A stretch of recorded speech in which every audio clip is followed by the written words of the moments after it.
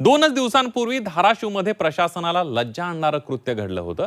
एकीकडे जिल्ह्यातील जनता पुरामध्ये बुडाली असताना, शेतकऱ्यांची पिकं नष्ट झाली असताना जिल्हाधिकारी कीर्ती किरण पुजार आणि निवासी उपजिल्हाधिकारी शोभा जाधव या मात्र नवरात्रीच्या सांस्कृतिक कार्यक्रमामध्ये नाच गाण्यामध्ये दंग असल्याचं दिसून आलं।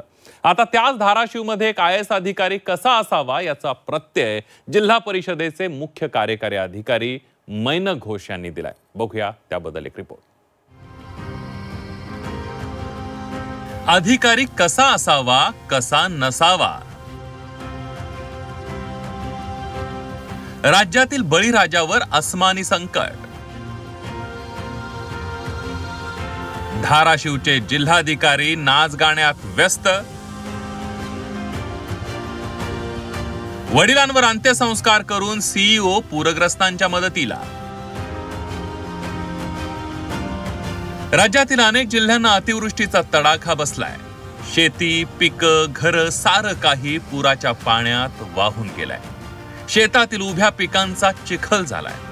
बळीराजा संकटात असताना धाराशिवचे जिल्हाधिकारी मात्र एका सांस्कृतिक कार्यक्रमात नाच गाण्यात मग्न असल्याचा संतापजनक प्रकार काही दिवसांपूर्वी उघडकीला आला होता।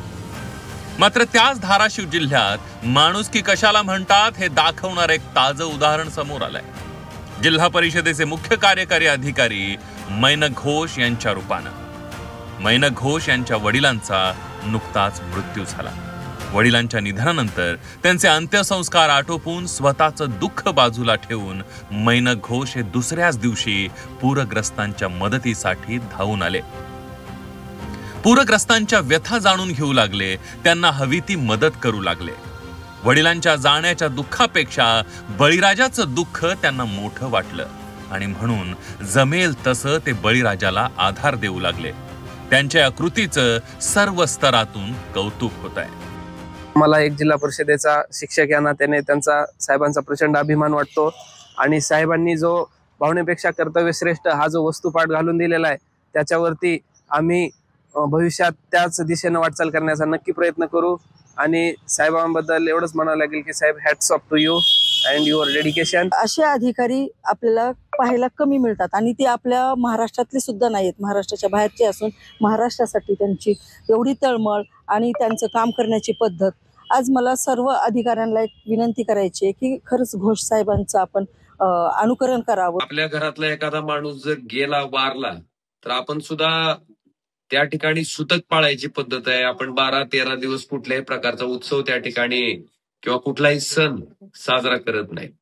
मला वाटतंय या पूर परिस्थितीमुळे अक्षरशः या जिल्ह्यावर त्या ठिकाणी सुतक पडल्यासारखं झालंय आणि अशा परिस्थितीमध्ये जर आपली कृती ही संवेदनाहीन असेल तर निश्चितपणे त्याच्यात प्रहार करणं हे जरुरीच आहे। कारण ज्या अपेक्षेनं सर्वसामान्य लोक आपल्याकडे बघतायत, मला वाटतंय त्यांना सुद्धा आधार द्यायची गरज आहे आणि आपल्या संवेदना ह्या कायम त्यांच्यासोबत ठेवणं गरजेचं आहे।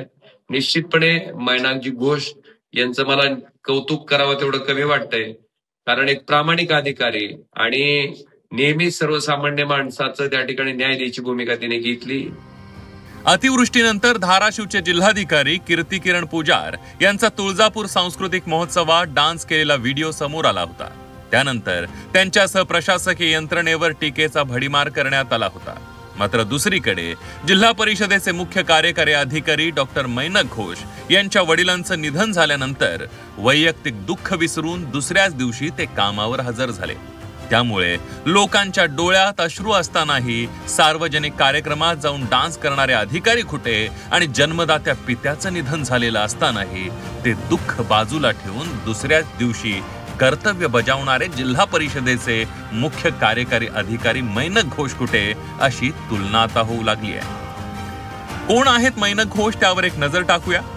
मैनक घोष हे जिल्हा परिषदेचे मुख्य कार्यकारी अधिकारी आहेत। डॉक्टर असलेले मैनक घोष हे मूळचे पश्चिम बंगालचे आहेत। काही दिवसांपूर्वीच त्यांची धाराशिव जिल्हा परिषदेच्या मुख्य कार्यकारी अधिकारी पदावर नियुक्ती झाली आहे। त्यांचे वडीलही त्यांच्यासोबत धाराशिवमध्ये राहत होते।